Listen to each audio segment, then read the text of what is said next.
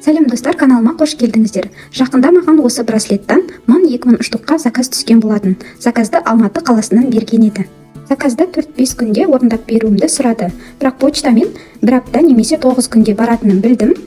Сонда да базардан осы подзолоты межбусиндарды іздеп көрдім, бірақ еш жерден таба алмадым.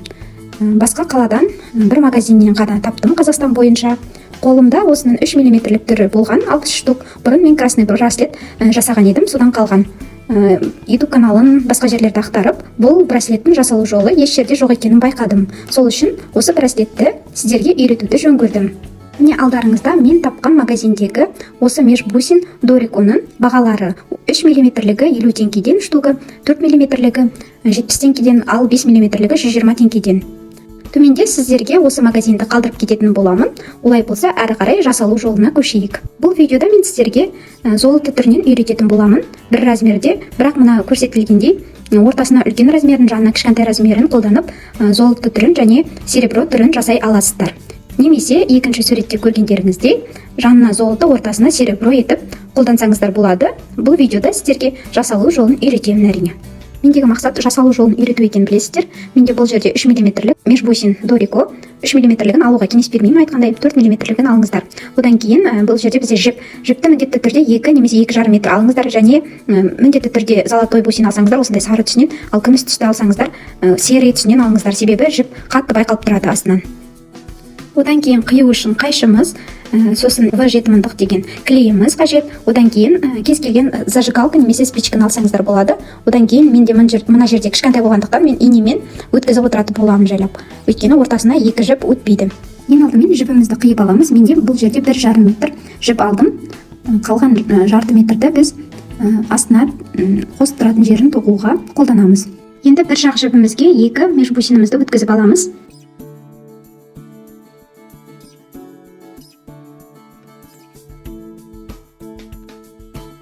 Енді жібіміздің 2 ұшын бірдей етіп біріктіріп аламыз.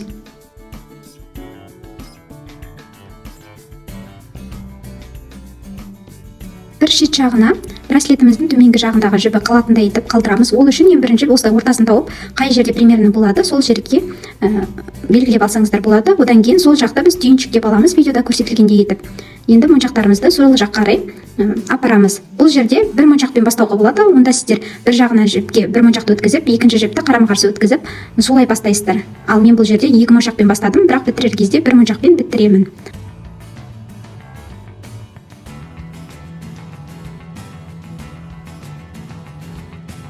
Енді бір жақ жібімізге бір моншағымызды өткізіп аламыз.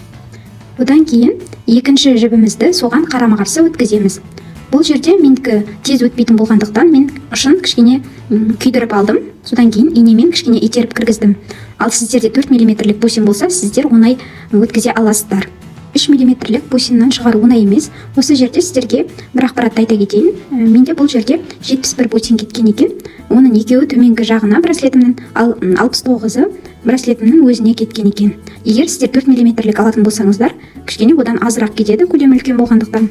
Примерно өздеріңіз енді қолдарыңызға байланысты санайтын боласыздар. Міне мен осылай қиналып отырып шығардым. Әрі қарай маған ортаңғы бөліктерінде жолдасым көмектескен еді. Енді екі жағын осылай екі жаққа тартып, манаға 2 бусиніміздің қасына апарып аламыз. Екі жаққа мұқият тартатын болсаңыздар, түзеу барады. Одан кейін енді 2 жібімізге бір бусиннан өткіземіз.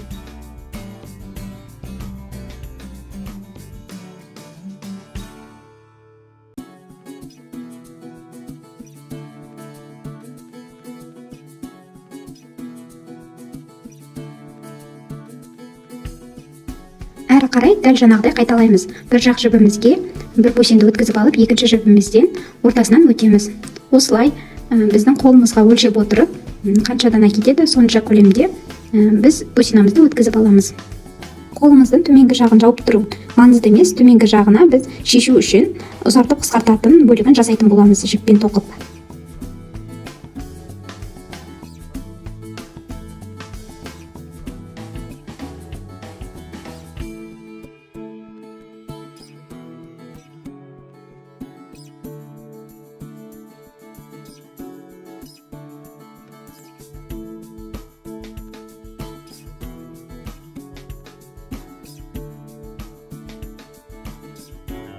Мінекей 69 бусинімізді осылай аяқтадым. Соңғы бусинді осылай жалғыз бусин қылып аяқтаған едім. Бұл кез келген қолға, үлкен размердегі қолға да бола береді. Егер 3 мм алсаңыздар, осындай көлемде жасасаңыздар болады. Екінші жағында осылай түйіншіктеп бітіреміз. Енді төменгі бөлігін жасайтын боламыз. Төменгі бөлігі бұл бізде ұзартып қысқартатын бөлігі. Ол үшін төменгі бөлігіне 50 см тағы да жіп алатын боламыз. Ол жібімізді осылай дәл ортасын тауып, ортасынан ұстап аламыз. Сосын осы браслетіміздің астыңғы бөлігінен өткіземіз. Барлық жаңағы 4 жібімізді ұстап тұрып, енді бір шетін астынан өткізіп, екінші жаққа бір жағына крючок сияқты жасап, жоғарыға қарай көтеріп, ал екінші жағын жаңағы крючогымыздың ортасынан өткіземіз. Осылайша тартамыз.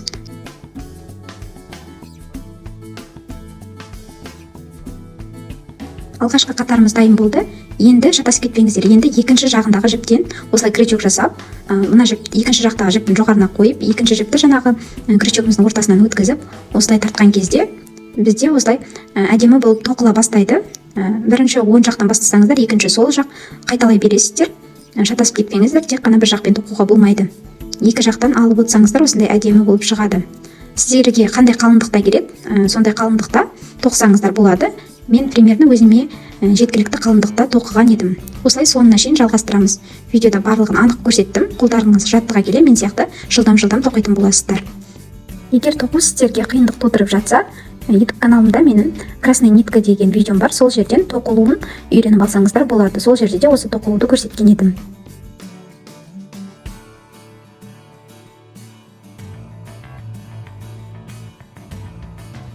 Неге мен осындай көлемде қалдырам деп шештім. Енді соңғы бөлігіне келгенде біз кішкене жіптерімізді тартып аламыз. Жіптеріміз жүрмей қалмасын, слишком қатты тартып тастамаймыз жіпімізді. Енді соңғы тағы да бір рет жасап жібереміз төменгі бөлігіне. Одан кейін біздің манағы V7 деген клейімізбен екі жетін кішкене клейлап жібереміз. Біздің жібіміз тарқап кетпеу үшін. Ал төменгі бөліктерін қиып тастап, оны біз зажигалкамыздың көмегімен күйдіреміз. Шығып кетпеу үшін күйдіретін боламыз. Бұл жерде әртүрлі вариантта өздеріңіз қайсы жақсы, сондай етіп қолдансаңыздар болады. Нақты бір ережесі жоқ. Мен осылай істеймін көбіне. Клейімізді пайдаланған кезде де төменгі бөлігін бірге клейлап жібермеңіздер. Жіптеріңізді тартып қойыңыздар екі жаққа. Клей жабысып қалмау үшін, және күйдірген кезде де қатты күйдіріп, браслетіміздің жібінде күйдіріп алмаңыздар.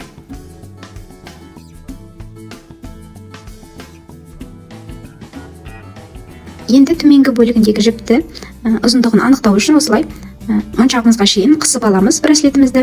Одан кейін төменгі жібімізді бірдей етіп өлшеп, артығын қиып тастаймыз. Енді моншағымызды осылай өткізіп аламыз. Біздерде бұл жерде уже жібіміз бір жақтан кіретін болады. Сіздерде 4 мм-лік межбусин дорика болса, онда сіздердікі жылдам өтеді.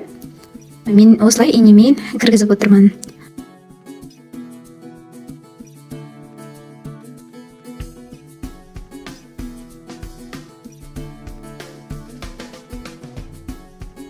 Бір жағымызға осылай өткізіп алдық. Енді екінші жағымызды дәл солай қайталап өткізіп аламыз.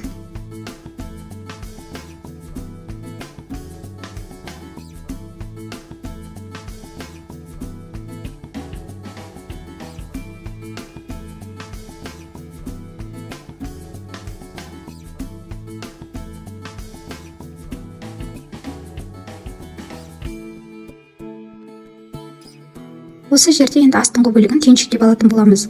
Мен бір жағынан жоғарғы бөлігінде түйіншіктеп едім, олай әдемі көрінбейді екен. Тек астыңғы бөлігін осылай түйіншіктеп, артық жібімізді қиып тастаймыз. Сосын төменгі бөлігімізді жібімізді күйдіріп тастаймыз, тарқап кетпеу үшін. Екінші жағымызға да дәл солай қайталаймыз. Мінекей осылайша біздің браслетіміз дайын болды. Бұл золотой браслет, двойка браслет деп аталады, под золото браслет деп, немесе золотой браслет из дорика деп аталады. Өте көп аттармен танымал, осындай ерекше тұрады.